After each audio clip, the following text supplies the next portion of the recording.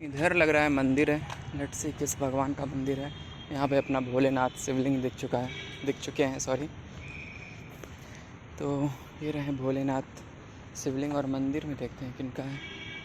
ये शायद किसी ऋषि का है। अच्छा सा आश्रम और बजरंगबली शायद दिख रहे हैं, पंचमुखी बजरंगबली।